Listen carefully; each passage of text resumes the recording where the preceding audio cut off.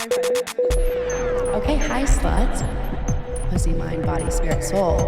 What is slut camp? Let's get into it. Blocked immediately. Welcome back. Nice. Hi sluts. Holy fuck. 16. Episode 16. We're back. I hope my campers are doing well. I hope you're well fed. I hope that you have been sleeping okay. And I hope you're ready to fucking go, because today is a slip and slide of an episode. It's a wet one. It's a slutty one. Wet, hot, slutty summer. We're in the middle of it. It's time. I'm wearing my slutty braids, my bimbo blonde hair, my Virgin Mary white dress. We're going to get the fuck into it. Our slut affirmation for today. Get your drink, do your makeup, get ready to fucking go. Get your sluttiest titty top on. Get your skirt on that shows your asshole a little bit when you bend over. Like, get your tequila, your vodka, your gin, your weed, whatever the fuck, your MDMA. I don't know what you do. Drinks in the air. Tonight, I'm going to out-fuck the fuck boy. I don't know how, but you're going to. Cheers. If you thought last episode was slutty, we've got even more slutty on deck. I just am coming out of this past weekend feeling like we need more. We need to add more. We need to do more. We need to say more. We need to fuck more. We need to just we got to keep going. Okay, so we've got a few topics today. All good, of course. On the docket today, on the agenda, we have, in no particular order, finally, I'm discussing threesomes. Never have. Just diving into them a little bit, touching on my opinions on them, what I think about them, where I envision them in the future, things I've talked about with my friends, etc. Advice, something I like to call the face fuck, how to not become emotionally attached to a man, our biggest weakness. It's really easy to. We're going to try not to moving forward. Something that I think has come up more, that we're so focused on like gut health and random wellness shit these days. If you've ever had in a row several things going wrong with you medically, it's probably a sign from your body that something is not right, and it's probably the man that you're fucking letting enter your vagina. Okay, he's probably not correct for you. Your body shows signs. We'll talk about that. And then finally, just a few, if you're wanting to feel a little bit ferocious and crazy and feral, I have a few role play ideas for you. We'll get more into that. Okay, let's fucking go. This first topic is probably the sluttiest of this entire episode, depending on how you look at it. I discovered, it's not a new sex position by any means, but I tried it for the first time because I simply did not do it out of fear for my life. And it's the face fuck. Okay. Now, if you're like me, and I taught you in the last few episodes, holding your thumb when you're sucking dick so you don't fucking choke and die. This one is a scary position because it's literally a man sitting on top of you and thrusting into your mouth. So either you're going to throw up on the dick or you're going to fucking die and suffocate. Those are my two fears with that position, and totally valid if you have those same fears. And you're like, Emma, why would you do this position if those are the two things that can happen and they're both really terrible? Well, sometimes you have to live on the edge, and it's honestly really fucking hot. And in this position specifically, the way that you do it is so crucial because you have all the control if you do it correctly. This is one that I only discovered recently, which is so shocking. But essentially, what you do is, let's say you're hooking up with a guy. I would say maybe be a little more comfortable with them, but you can vocalize if something's going well or if something's not going well. I also would like to know if any of my fellow sluts, campers, have ever thrown up on the dick. I've never, but I've heard stories. And what did you do next? Advice. Did you ever talk to that man again? What happened? Because I have several guy friends where I'm has a girl ever thrown up on your dick? And they're almost 100% of the time yes. And I'm what? Girls, what's going on? Why are you thinking you can take all that? I'm dumping change. What's going on? But most of them are I sit in the shower after for 30 minutes and reflect on my entire life and then probably never call them again, which is completely fair. It's pretty gnarly. Anyways, face fuck. be careful because you legit can throw up on the dick. That's like the one probably more positive thing that could happen because you don't like end up like suffocating, but it can happen. The way that you control this is, it's not for the weak. This is for the girls who want to make the man go bananas, bonkers, obsessed. You give yourself the control in this position. This is how. Let's imagine that you're laying on your back and you're not laying flat because it's how you die. You have to, it's like when you're drunk, if you lay flat on your back, like you could throw up and die. So like, let's think it's like that. You're going to want a pillow underneath your head. Get that little neck support so you're lifted up slightly. Man's on top of you. You need to grab the back of his thigh so that you have control over like how fast or slow that he's going. And you just like kind of let it happen. And then if you feel like it's too much, you're then able to like push it back. And they think it's like the hottest thing in the entire world. So also you're just like looking up at them and their dick's like in your mouth and they like freak the fuck out. So, and then all of a sudden you got like a vanilla milkshake in your mouth. So it's good. It's just, you got to be really fucking careful and do it with caution and know, like, you must have your head supported and you must have control over their legs. Try it. If you hate it, you never have to do it again.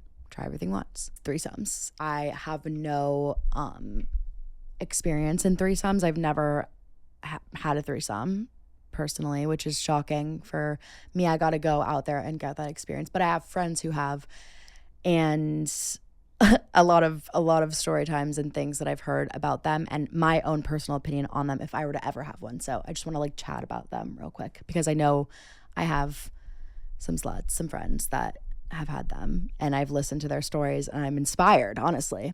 One of the main reasons that I've never had a threesome is because I do not have a non-jealous bone in my body. Like, I literally cannot imagine hooking up with a guy and like having to like watch him like get fucked by another girl or like you know what I mean? Like, I'm just like, what the fuck? If I'm gonna have a threesome, it's gonna be with a couple that I don't know them. And like, if anything, I'm ruining like their relationship. Like, I don't want anyone, like, I'm never having a boyfriend who's like, I want to have a threesome. I'm like, absolutely the fuck not. You might as well break up with me right now. Like, I'm not doing that because I have literally not a singular non-jealous bone in my body. I would low-key want to have a threesome with two DJs for some reason. Like, I feel like that's like a duo of DJs for some, like, I don't know. I talk about DJs negatively in the past, but if they're like, let's say if John Summit and Dom Dalla offered, I would say absolutely the fuck yes.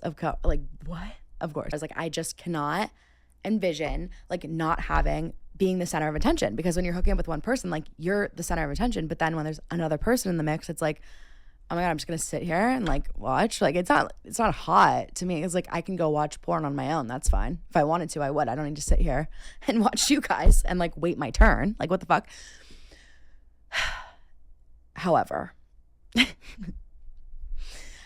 I think that it's interesting to hear about stories from my friends who've had threesomes, because they're like, oh, they're so fun, blah, blah, blah, whatever. You have to just kind of be like, again, super open-minded. Not saying that I'm not open-minded, that I wouldn't do one. It just has to be situational. And it has to just come about, like, maybe it has to be like from a dating app. Maybe it's from like a dance floor makeout where I like make out with a guy and then his like girlfriend comes up and is like, what the fuck? And then she's like, all right. And I'm like, okay, like, you know, then I'm not getting involved. Like, I'm getting involved and it's like fucking you over. It's like, fine, I can just leave and never speak to you again. And it's like, whatever. I lived with 8 girls. We used to sit in our living room, and I know you've probably all seen like Euphoria, Chloe Cherry, who is I think current, at least former porn star. And she has like several videos. Obviously, she's a porn star. But we looked up her porn because we were like curious, because we obviously, seeing Euphoria, like, didn't know who she was, and then saw she was a porn star. We're like, now we have to fucking watch her porn, obviously. The fuck? Crazy video of her getting basically like DP'd, and for those who don't know, double penetrated by 2 like giant black dudes. And I've never, like, I'm sitting there watching this with, all of us are dead silent, just like sitting there like eyes wide fucking open, me like, holy fucking shit. Like, just, I don't understand how anything is entering or exiting. Like, there's like a dick in the V and a dick in the asshole, and like you can like it was kind of like, whoa, like what the fuck am I watching right now? But then we kept watching it over and over. Like, it would be like once a quarter we'd be like, should we watch it again? Just like just like see what changed, like if there's anything that we missed, like a detail. So there's like threesomes, going back, there's threesomes that are like that, where obviously it's porn, so it's like something that's like not really super realistic. Obviously there's things that they're doing that like make that more realistic. Like, I used to follow this one porn star on TikTok, and she was like, when we were on our periods, we would stick like makeup sponges up there so that like we wouldn't be bleeding, or like you didn't have to wear a tampon, kind of thing. I'm like, I don't understand, how do you get it out? Like, I'm like, what? Same thing, like a lot of porn stars have like, I don't know, we're going on a tangent, but this is so interesting. A lot of porn stars that you see have like perfect pussies. They have surgery done to like their labias, basically. Like, it's a whole thing. Anyways, switching gears real quick. How to not become emotionally attached to a man. Quick drink first. Don't forget, you left your margarita, the ice is melting. Drink it. Okay. Not becoming emotionally attached to a man. It's very hard. And you see all these things on TikTok that are like, don't do this, like blah, blah, blah, like blah, blah, blah, whatever.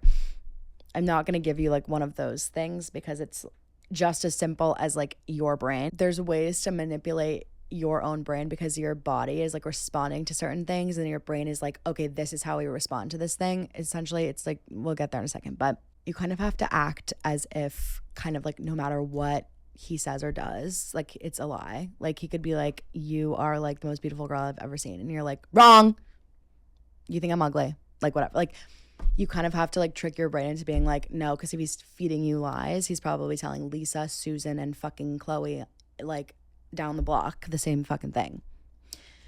You're an actress in your job, and your job is dating men. In New York City, at least, it's a fucking job.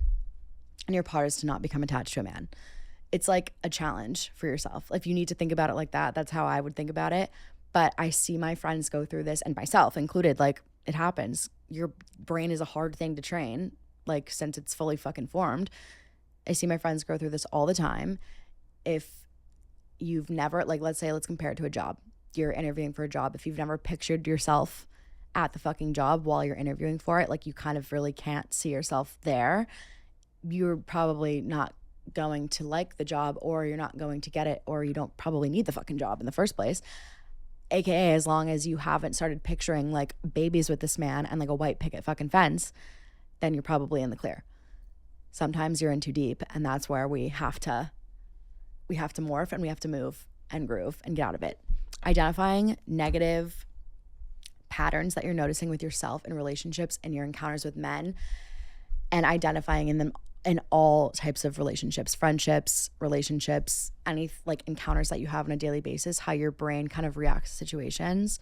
Specifically, like, here's a random example. If a guy is saying, you know, you go on a date or 2 or 3 with a guy, and if he's not making a date with you after that date, or the day after, or 2 days after, he probably doesn't want to see you again. And if you ask him, what are you doing this weekend? If he says, I'm busy, or I'm hanging out with my friends, like, he doesn't fucking like you. That's just like how it is. And so if you find yourself attaching to these guys, like trying to make yourself seem unavailable because you read Why Men Love Bitches, notice what they're saying back to you. And if it's both avoidant, like, nothing's ever gonna happen. Like, you're never gonna get what you want, and he's gonna get what he wants, basically, which is to never fucking see you again, probably. Basically, he doesn't give a fuck about you, so why should you give a fuck about him? You become, like, literally your brain becomes like sick, like emotionally addicted to them, addicted to their vibe, some would say. Literally, like, as if your brain was addicted to a substance or alcohol or drugs or something. Your brain becomes addicted to these like negative habits where, like, oh, I need to go stalk my ex on Instagram. I need to go see like if he or she is doing something like bad or good, or like what they're doing, or like I need to like reread these texts. I need to text this guy this thing, because if not, Like I'm wondering like what they're doing. It's like these negative things that you can't stop yourself from doing, and it's so common. Like I can't tell you the amount of times like I'll go on my ex's Instagram randomly, just be like, what's, just checking, like what's going on, like what's up. And the thing is, when you see them with like another girl or doing something else, it like triggers this like thing in your body. It's like you're not with them anymore, but you see that and it's like, oh my fuck, I need to go be like so destructive. And your brain reverts to all of these things that it used to do in your previous relationship that probably caused the end of the relationship anyways, and it'll translate into future situations with guys on dates. Like if you go on a date with a guy and then all of a sudden you're like, I already found him on LinkedIn, I stalked his fucking family, I found out how much the house that he grew up in was, like you're doing this FBI shit, which all girls do, and that's not like necessarily like a negative thing. It's just like it's a girly pop experience. But if you're doing it in like a way that's retaliative towards like another guy or situation, it's not going to be good. Like you're going to progress and it's going to be in a negative opposite way. Examples can be, I need to stalk my ex on Instagram, I need to reread our texts, I need to do something toxic, I need to do this. Your brain's telling you like, this is what gives you satisfaction of, oh, I did this, I'm doing this, this is what I'm going to do, I'm going to react to this way, I'm going to do this, blah, blah, blah, blah. It only gets worse. Like you have to basically retrain your brain to be more proactive and not like so reactive. Next time you want to go look at your, obviously like this is, it's easier said than fucking done. Next time you want to go look at your ex's Instagram, don't. Maybe like block them, like delete the app. And next time you want to go on Facebook and see if his mom posted something with him, like unfriend the mom. Like just don't do it. Fight those like negative thinking patterns. And once you do that, your brain's kind of like, no, why aren't you wanting to do this? Like we do this all the time. Like why can't you, whatever. And you're kind of just being like, no, bitch. It's like a inside voice, outside voice. Your inside voice is telling you what your outside actions are doing. You basically have to reverse that communication pathway and like train your brain. It's a psychological thing, but it's really fucking hard. It takes a long time. It's not just going to happen overnight. But we all fall into these toxic behavior patterns, which I'm literally constantly fucking guilty of, like all the time. Especially because I just told you I don't have a non-jealous bone in my body. Like, what do you think I fucking do every time I get into a new situation with a man? I'm looking up and down his fucking Instagram, looking at all the girls he's ever dated. If he even mentions another girl to me, I'm like going to fucking find out who it was. Like, I'm like, what the fuck? You have to just tell your brain, like, don't do it. It'll be better for you if you don't. And it will. It just takes a while. It takes a while. And that is how you emotionally detach yourself from man. If you are like all of a sudden being like so obsessed with a guy and you're not feeling that back, it's probably not going to end well. Like, let's say you go out with a guy that you've been like crushing on for a while, or like you've been waiting, anticipating this guy to ask you on a date, or even just like speaking to him. If it's like in a work environment, if it's like a friend that you've had a crush on for a while, if it's like the guy, the barista in your coffee shop that you go to like every Tuesday and you've been wanting to like go out with him and he finally talks to you. And then you start envisioning like what you're going to wear on a date, what you're going to say to him, what you're going to do with him in like 6 months. Like, you haven't even seen his penis. He's never even asked you out to get drinks. Like, let's not jump 25 steps ahead, because that's how you fuck yourself going forward. And I know I have a lot of friends and girlies who do that. So refrain. Even if a guy says to you, like, they will say anything to kind of like keep you around until they're just bored and toss you out like a toy, basically.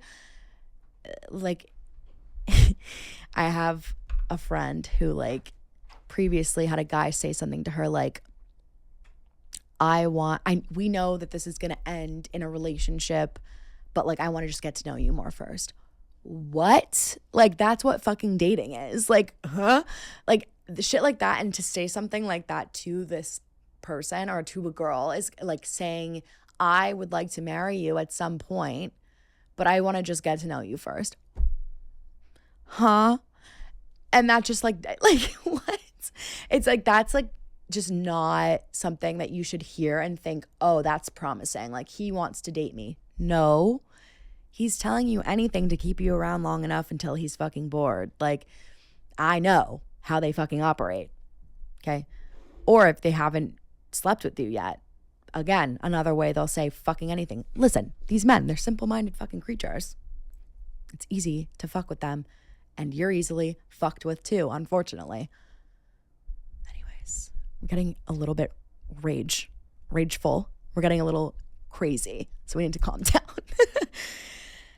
Anyways, don't become emotionally attached because you'll get fucked over. The only way you should be getting emotionally attached to a guy is if you are like fucking married. Like, I understand if you're in like a long-term relationship too, like obviously like you can be emotionally invested. That's not the same thing as being attached or addicted to them. Like your brain becomes addicted to this person, whereas like you don't see them. That's where we experience like these like withdrawal symptoms, AKA heartbreak or whatever, where you relapse or you go back to them or you do this and this and this, and you feed that like thing in your brain that's telling you yes, yes, yes, but then you're only like adding to your pain receptors basically. Okay, anyways, too heavy, too intense, angry.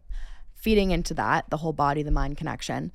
The body oftentimes shows signs when the guy that you're with is not correct for you. And I have like experienced this myself. I have friends who've experienced this. What I'm talking about is if you've ever experienced a UTI, a yeast infection, and not just like one, like multiple, BV, stomach fucking ulcer, like something, anything where you are like in pain or medically having like issues and it just keeps happening, or something that's just like, I am constantly having like this certain pain, or I'm constantly having like any medical issue like happen. The second that you get rid of the thing that's causing that, so in most cases it's a specific man that you're letting into your life, all of those things like go away randomly. It's crazy. It's like almost like your brain is sending you alarms to your body being like, this ain't right, girl. This ain't right, girl. Like if you're getting repeated UTIs, repeated like bacterial infections, stomach issues, like migraines all the time, and then randomly all of a sudden that guy's out of your life and you feel perfect. It's like, whoa. Like I have a friend and she is like, I mean, I'm guilty of this too. I always have like some sort of like fucking medical issue or whatever, but she's like, oh, I have this, I keep getting UTIs. I have this like stomach issue. I have a fucking like eye infection. I have an ear infection. I'm like, that is your body being like, bitch, get the fuck away from this guy, because I'm hearing about this guy and I know that like it's going to end or something's going to happen. And then all of a sudden, if he ever leaves, which he will eventually, she's going to feel fine. It's like your body literally shows you signs when you are experiencing something negative in your life, whether it's like, maybe it's not a guy, but in this case it is. If it's like a job that's not right for you, if it's like a situation that you're in that's not right for you, in a prolonged situation that you know you should get out of, but you like can't get out of it, your body like shows signs. So mind-body connection, crazy. Just notice those signs when you have them. Like if you're like, I seem to be having a repeated irritation in my vajayjay, or like I don't normally get yeast infections and I'm getting them all the time. Maybe it's because I'm just like working out and not showering in time. No. Try like disconnecting from the guy that you're fucking and see what happens. Anyways, little pro tip.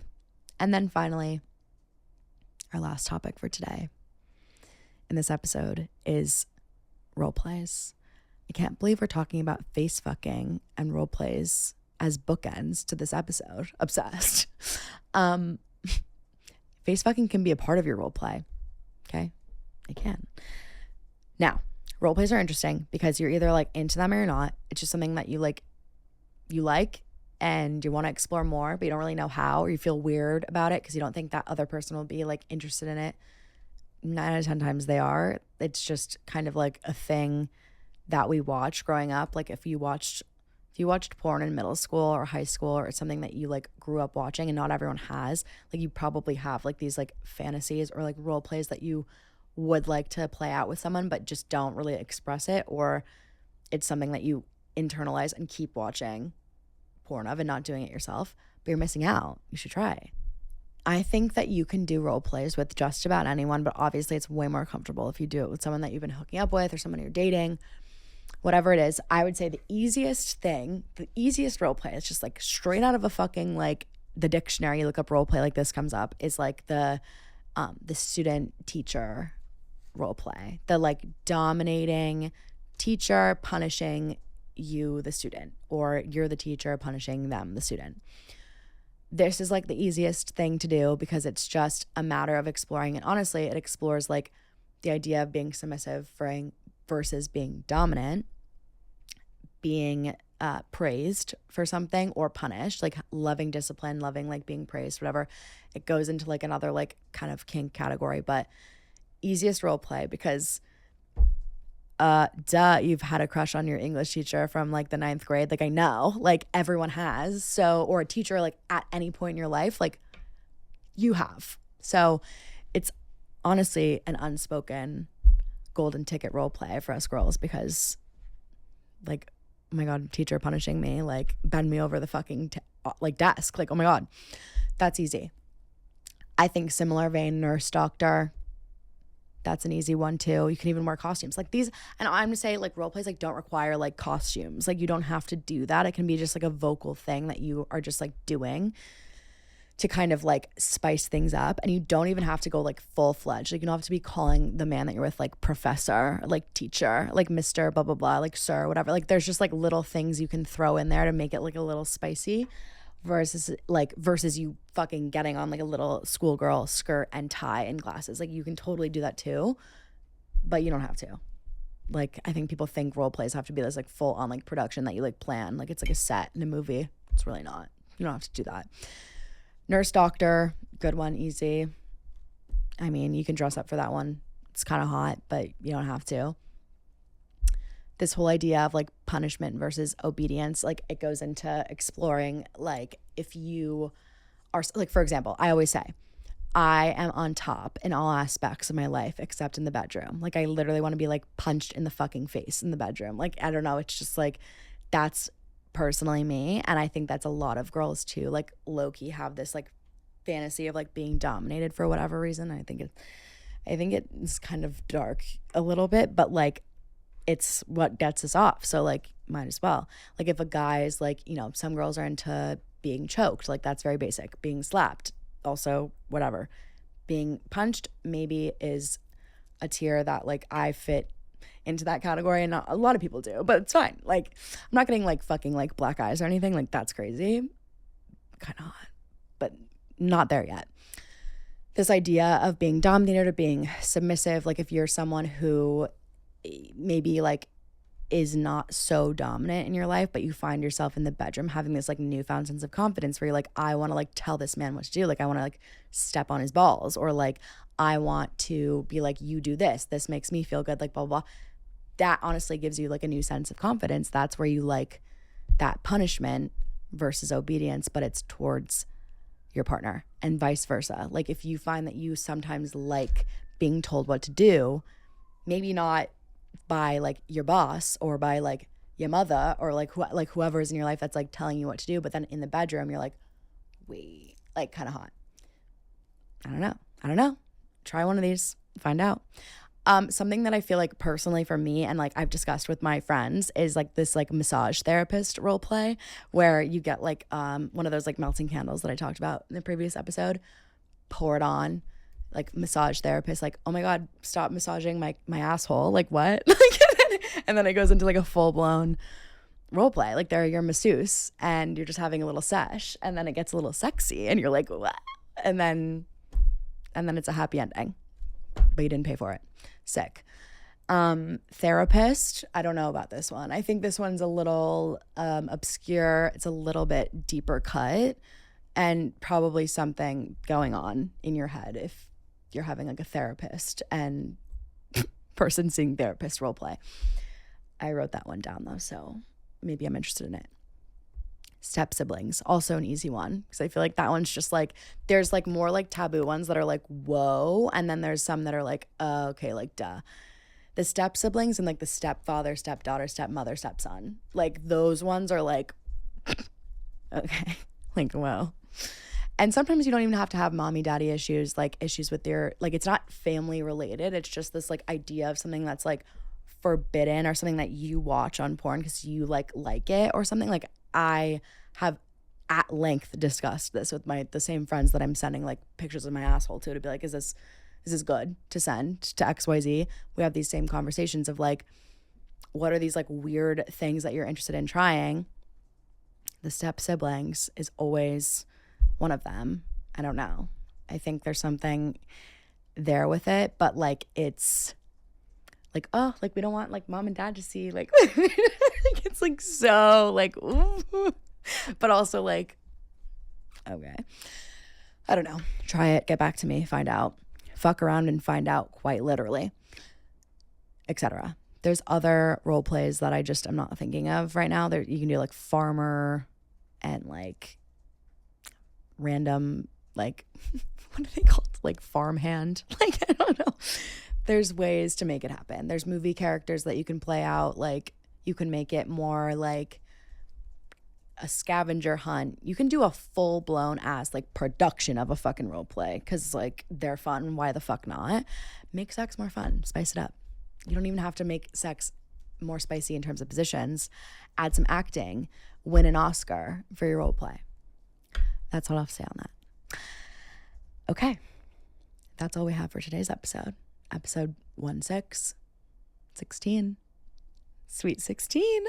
Thank you for listening. I'm so glad that we entered and exited this episode, my vagina, with face fucking and role plays. Duh, have to. I hope you have a beautiful weekend. I hope you enjoy your tequila and you shake some ass on a dick and you take some videos of yourself doing the nasty, and I hope you suck a little dick if you're nasty. Thanks, that's today. Anyways.